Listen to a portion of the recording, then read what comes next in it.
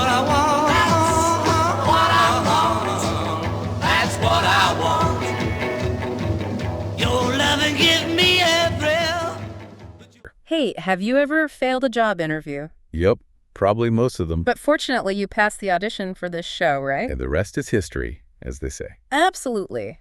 So now let's talk about the biggest job interview the Beatles ever had. Their audition for Decca Records. Exactly. Yeah. And famously, Decca passed on the Beatles on the theory that they were from the hinterlands, Liverpool. Yeah, and that guitar bands were on the way out. Probably not the best decision that Decca made, in retrospect, huh? To put it mildly, it's truly unbelievable. We are talking about a story that is, legendary in the music business. It's all about New Year's Day, 1962, and you have to picture this with me. 4 scruffy kids driving 10 arduous hours through a blizzard.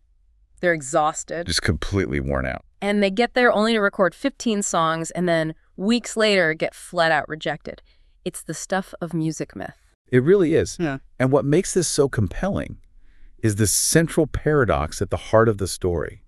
This rejection is, it's widely considered the single most catastrophic commercial mistake in the history of recorded music. Without a doubt. But for the band itself, the failure of that audition may have been the most profound, luckiest break they ever received. That is the crux of the matter. Because what was at stake wasn't just a contract, it was the chance to change their lives instantly. They needed legitimacy, they needed money. Sure. But signing with Decca would have tied them to that label, which means they would never have formed that iconic working partnership with George Martin. The man who shaped their sound. And they might have missed the window to bring in Ringo Starr later that year. Yeah, if they had signed with Decca, they would have been produced by someone else entirely. They would have been marketed according to that label's, conservative sensibilities. Right. And frankly, they might have been creatively smothered or just gotten lost in the shuffle of all the other established acts. That's a great point. Their unique brilliance really needed the precise environment, the artistic freedom and technical mastery that they ultimately found at EMI. So this isn't just about failure. It's about the narrow, twisting, improbable path to ultimate success. So let's rewind to the context of late 1961. The Beatles were definitely not unknowns, not in their local scene anyway. No, not at all. They had spent years, hundreds, maybe thousands of hours honing their craft in those dingy clubs in Liverpool and, crucially, enduring those brutal marathon performance sessions in Hamburg. 5-hour sets sometimes. Exactly. They had a devoted, almost cult-like local following, but as far as the British music establishment in London was concerned, They were absolute nobodies. They were provincial. they were stuck in Merseyside. They had a popularity, but zero legitimacy in the eyes of the London industry. They desperately needed 2 things. A proper manager, for one. Right? Someone who could navigate the labyrinthine business side of the London music scene, and most critically, a recording contract. They needed that to transform from a local phenomenon into a national marketable commodity. And their unlikely savior arrived in the form of Brian Epstein. We have to underscore how bizarre his entry into management was. He didn't come from the world of booking agents or rock and roll clubs. His background was decidedly more organized. He managed the family business, NES. North End Music Stores. Yeah. Which was a major, highly respected record retailer in the north of England. Exactly. So his management resume for a rock and roll band was absolutely zero. None.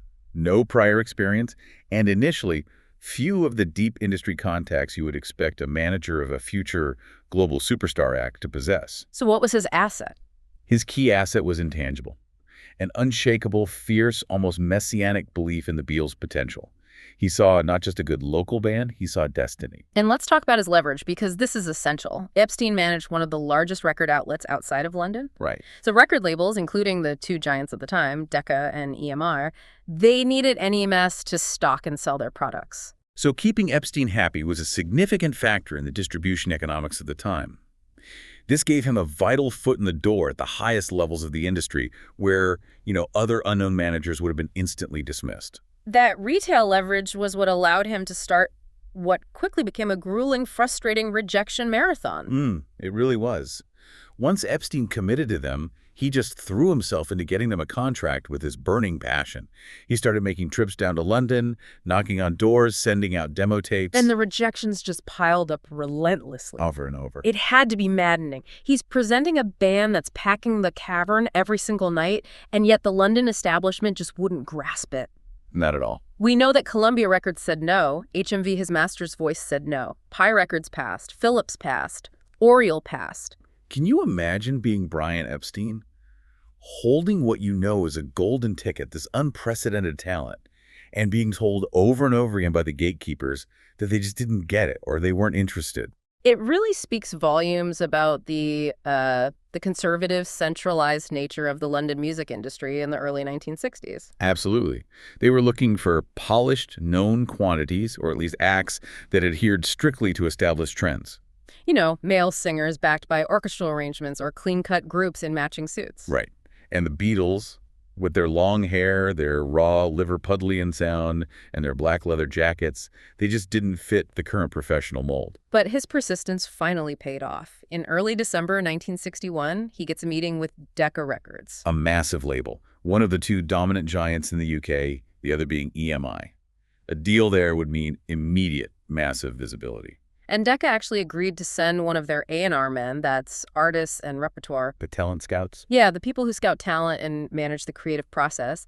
They agreed to send one up north to Liverpool to see the band perform live. And that assistant was Mike Smith.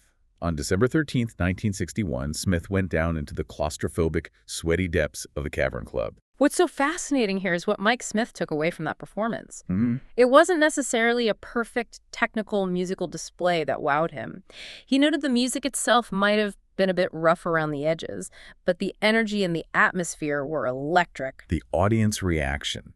That was the crucial differentiator. Yes. Smith understood that while the technical precision might not have been studio-ready, the band had an undeniable charisma and, most importantly, a genuine magnetic connection with its youthful, enthusiastic audience. They were generating a verifiable frenzy. He reportedly saw the kids absolutely go ape, as the phrase went. And that palpable excitement was enough to justify the extraordinary expense and effort of granting them a formal studio test in London. The green light had been given, the date was set, New Year's Day 1962, 11 a.m., Decca Studios in West Hampstead, London. This was it. The moment they had been grinding toward for years. From the basements of Hamburg to the relentless grind of the Cavern Club, they must have been ecstatic, but terrified. And Epstein, ever the optimist, was entirely confident. This was the opportunity that would turn their regional fame into national destiny.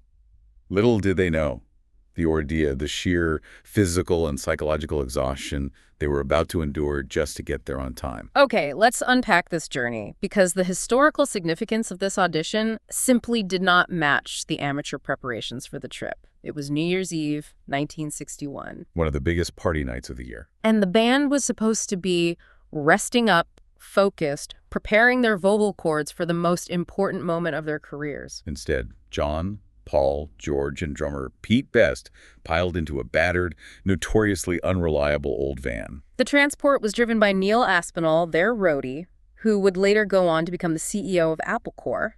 But at the time, he was just a guy with a license, a dodgy van, and the thankless task of driving hundreds of miles in terrible weather. And you have to contrast that with Brian Epstein's approach. Oh, yeah. Ever the sophisticated manager, he chose to travel separately and comfortably by train, a far smarter choice in retrospect. Oh, definitely. The ordeal began immediately. That trip from Liverpool to London, which, under good conditions, should take maybe 4 to 5 hours. It stretched into a grueling 10-hour nightmare. They were navigating a full-blown blizzard, facing treacherous, icy roads, and poor Neil Aspinall, dealing with the elements and the stress of the clock ticking, ended up getting lost multiple times. Think about the psychological state of the band. You're crammed into a cold, freezing, probably smelly van with your equipment, stuck in snowdrifts, knowing that you have to be polished and ready to deliver a career-defining performance in just a few hours. That kind of stress is incredibly detrimental. They arrived depleted, not energized. Their resilience was truly tested. They finally rolled into London around 10 p.m. And checked into the Royal Hotel in Russell Square. Yeah. Despite the grand name Royal, this was basic accommodation. Oh, yeah. They were still scraping by financially, and the lodging reflected that minimal budget. So after 10 hours of frozen hell, they finally arrive in the gigantic city of London on the most raucous night of the year. What do? They didn't prioritize sleep, did they? Absolutely not. They threw caution to the wind and decided to go out and explore London. They chose to celebrate, or maybe just distract themselves from their surging anxiety by finding a pub near Trafalgar Square. They spent the rest of New Year's Eve drinking, soaking up the atmosphere. I love John Lennon's memory of that night. He recalled arriving just in time to see the drunks jumping in the Trafalgar Square fountain. It's such a vibrant, chaotic image. It really captures the atmosphere of London on that specific night. It does, and it's highly indicative of their youth and their excitement. This was the biggest city in the country. They were young men on the cusp of, maybe achieving their dreams. The temptation of celebrating a major professional milestone, even one that hadn't happened yet, was just too great to resist. But the contradiction is inescapable. Drinking and revelry on New Year's Eve is the precise opposite of ideal preparation for a career-defining audition starting promptly at 11 a.m. the next morning. It just layers on the amateur quality that defined this monumental day. It suggests a certain lack of professional maturity they were still trying to acquire. And it certainly didn't help their performance the next day. They brought the energy, yes, but they were almost certainly operating on minimal sleep. And were likely still feeling the effects of the trip and the celebration. So January 1st, 1962, they arrive at Decca Studios, 165 Broadhurst Gardens in West Hampstead. And they are early. They show up at 10 a.m., eager, a bit strung out, but ready. Yeah, they were geared up to impress, regardless of their exhaustion. And we should take a moment to place the studio itself into historical context. They were in Studio 2. A room that already held immense historical weight. Exactly. It was the same space where Lonnie Donegan had recorded the definitive version of Rock Island Line back in 1954. A pivotal skiffle song that literally helped kickstart the entire musical movement that inspired their generation of British musicians. Including the Beatles. That location alone should have been inspiring. But regardless of the history, they were there, and Mike Smith, the A&R assistant, was late and, to put it mildly, unfit for work. The problems started immediately.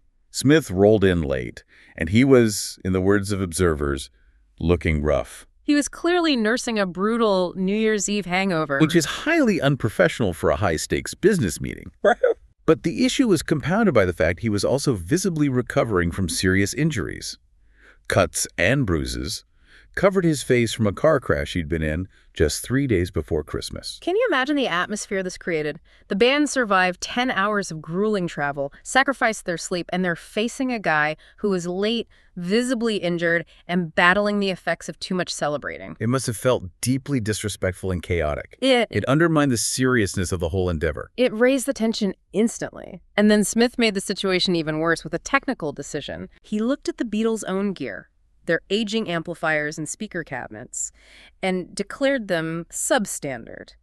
He insisted they use Decca's in-house amps instead. This is a huge technical and psychological blow for any working musician. Your equipment is an extension of your identity and your unique sound. Totally. Being forced to use unfamiliar amplifiers, which control the tone, the response, the volume, it's like asking a race car driver to race with borrowed tires. It messes completely with your comfort level. And your ability to control the sound in a high-pressure studio environment, it cranked the pressure up to maximum. Exactly. They were already nervous performing in this intimidating London studio, and now they were working with equipment that fundamentally altered the sound they were used to producing live. The whole atmosphere was tense, but they had to play through it. Epstein had secured this chance. They couldn't waste it. So let's talk about the set list. Brian Epstein put together a list of 15 songs. Which was clearly a strategic, deliberate move. It was designed not just to showcase their talent, but to demonstrate their versatility and professionalism. He wanted to show they weren't just a loud, generic rock and roll band. And the most important, boldest element of this set list was the inclusion of original Lennon-McCartney compositions. A huge risk in 1962. A massive, confident risk. The typical paradigm for pop groups was to rely entirely on covering established hits or songs written by professional songwriters. To include 3 originals was a demonstration that they were creators, not just interpreters. And what were those originals? We know we had Like Dreamers Do, a hopeful romantic number sung by Paul. Right. Then there was Hello Little Girl, sung by John Lennon, which is historically significant because it was reportedly the very first song John ever wrote back in 1957. And the third original was Love of the Loved, another Paul composition. These 3 songs represented the future, the songwriting genius that would revolutionize music. And Decca unfortunately, completely failed to recognize the unique value of these compositions. It's not at all. But then you look at the covers, and this is where the strategy gets genuinely bewildering. Yes, they did standard rock numbers like Money, That's What I Want, which they would later perfect. But then you have these incredibly eclectic, even head-scratching choices, which suggests they were trying a little too hard to appeal to the assumed standards of a major label. Like the Broadway ballad Till There Was You from the hit musical The Music Man. Right.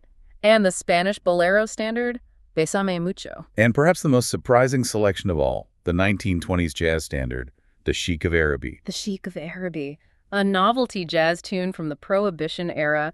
I have to challenge Epstein's decision here. Why would they waste precious audition time on something so far removed from the raw energy that sold out the cavern? That's a crucial distinction. Epstein was trying to demonstrate sophistication and range. He didn't want the A&R team to dismiss them as merely a rough Mersey basement band. I see. He wanted to show they were professional musicians who could handle different styles and moods, proving their longevity beyond the current rock fad. Paul sang 7 songs that day, John sang 4, and George sang 4. And it's often reported that George Harrison, despite being the junior member, actually delivered the best, steadiest vocal performance of the day. Which is interesting. But this is where the internal band criticism comes in. John Lennon later looked back with regret, feeling that Epstein had played it far too safe. He thought he sanitized their image. Exactly. Lennon believed they should have stuck to the raw, visceral rock and roll that made their live audiences absolutely crazy songs like Long Tall Sally. Instead, they were spending time on Bésame Mucho. And Lennon's critique is debatable, but you can see his point. It is, but if they had simply played a set of only raw rock and roll, Decca might have instantly dismissed them as too rough, too loud, or too regional. Epstein was looking to demonstrate the depth needed for a long recording career. He was aiming for the long game. So let's look at the mechanics of the session itself, because the duration is telling. Typically, a standard Decca audition would involve recording maybe 2 to 5 songs. Yeah, an hour, tops, standard operating procedure. The Beatles recorded 15 songs.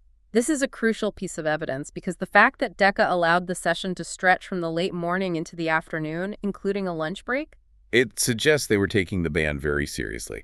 If they had sounded truly awful, or if Mike Smith's hangover had rendered him completely incapable, they would have been politely shown the door after 3 songs. Right. The investment of time, money, and tape suggests genuine consideration. Technically, everything was recorded live on 2-track tape. 1 track for instruments, 1 for vocals. No overdubs, obviously.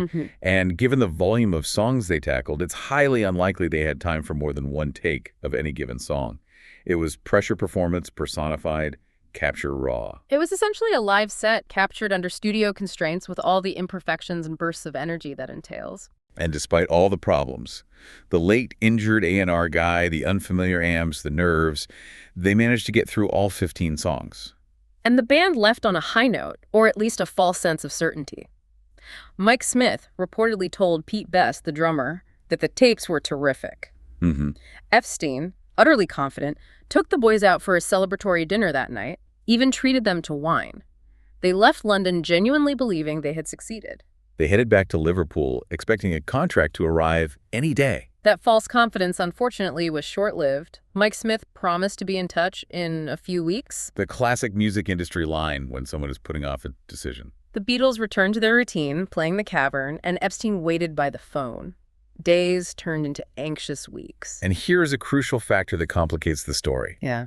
On that exact same day, January 1st, Decca had also auditioned another band, Brian Poole and the Tremolos. From Dagenham, a suburb in East London. So Decca had 2 choices on the table, both vying for that one precious contract slot. The ultimate decision fell to Dick Rowe, Decca's head of A&R for singles. Rowe was a monumental figure in the industry, a veteran who had discovered Billy Fury. He would later earn the nickname the Man with a Golden Ear for signing some absolutely monumental acts. The Rolling Stones, the Animals, the Moody Blues. The Zombies. But in early 1962, he made the one decision that would haunt his career forever. Rowe had the responsibility of choosing between the 2 groups, and according to his own later account, he punted the final decision back to Mike Smith, the junior A&R assistant who was overseeing the audition while fighting a hangover. Unbelievable. Rowe reported that Smith told him, they're both good, but one's a local group, the other comes from Liverpool. So the ultimate fatal deciding factor was not musical quality. It was pure geography and administrative convenience. Exactly. Decca opted for Brian Poole and the Tremolos because they were based locally in Dagenham, right near London. This meant easier collaboration, lower travel expenses, and less logistical hassle. That is the quintessential example of corporate failure, isn't it? Choosing logistical convenience over undeniable genius. Prioritizing short-term cost savings on travel expenses over signing the most revolutionary group of the century. A stunning failure vision. It truly is. It is a stunning example of logistical thinking overriding artistic foresight. And so, in early February 1962, the official rejection arrived. Brian Epstein received the devastating news. Now we arrive at the legendary, often quoted part of the story. This is the phrase that cemented the Decca blunder in music history.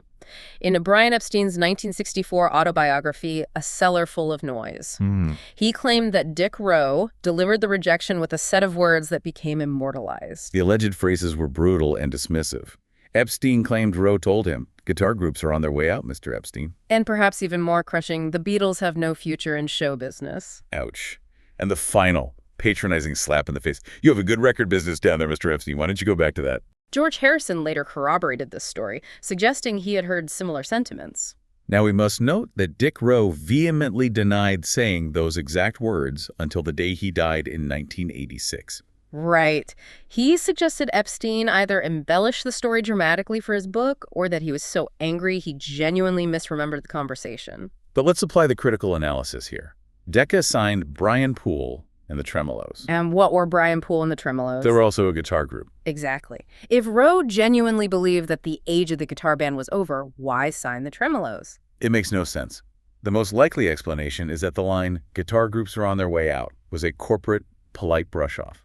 The 1960s equivalent of, we're going in a different direction. Precisely.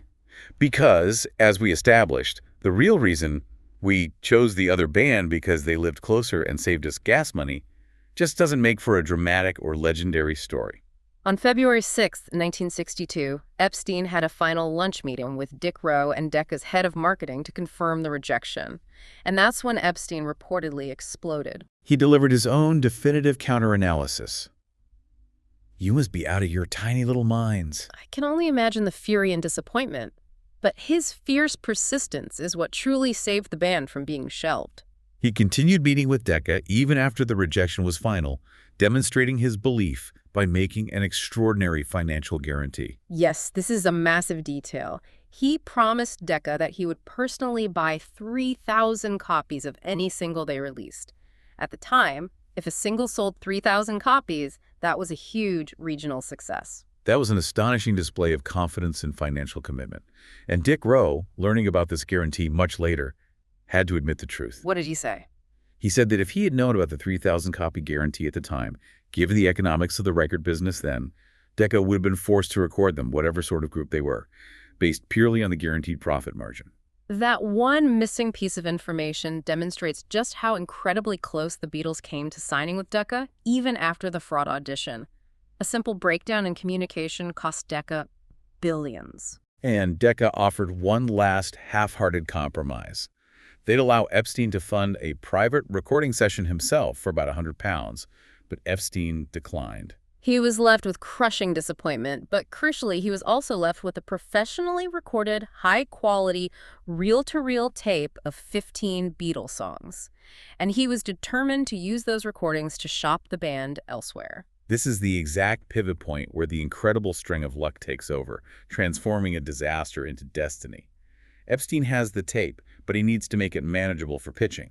Lugging around a bulky reel-to-reel tape machine was simply impractical for hustling around London. So he makes a rather ironic decision. He takes the tape to the flagship HMV store on Oxford Street. HMV was owned by their competitor, EMI. And located inside the store was a personal recording department, a place where customers could pay to have their own recordings transferred to acetate discs. Easier to handle one-off records for presentation. And this is where Jim Foy, the disc cutter working that day, steps into history purely by accident. As he was cutting the acetates, he had to listen to the recording. And he was instantly impressed by what he heard. He was particularly struck when Epstein mentioned that 3 of the songs were original Lennon-McCartney compositions. Foy was impressed enough, and this is pure, improbable serendipity, to ask Epstein if he wanted to meet Sid Coleman, the general manager of Ardmore and Beechwood. A music publishing company, which just happened to be an EMI subsidiary, located right upstairs on the top floor of the HMV building. The physical proximity was everything. Epstein takes the tape upstairs, Coleman listens, and yes, he is interested, but initially only in publishing the original compositions. He's not thinking recording contract. He's thinking song royalties. But Epstein, the tireless negotiator, stood firm. He wasn't there for a publishing deal alone. He demanded a recording contract.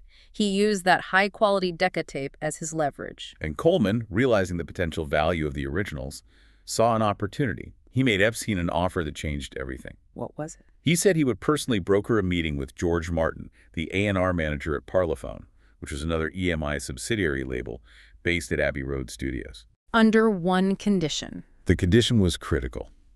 If the Beatles signed with EMI, Ardmore and Beechwood would automatically secure the lucrative publishing rights to their original songs. It was an immediate, obvious, no-brainer deal for Epstein.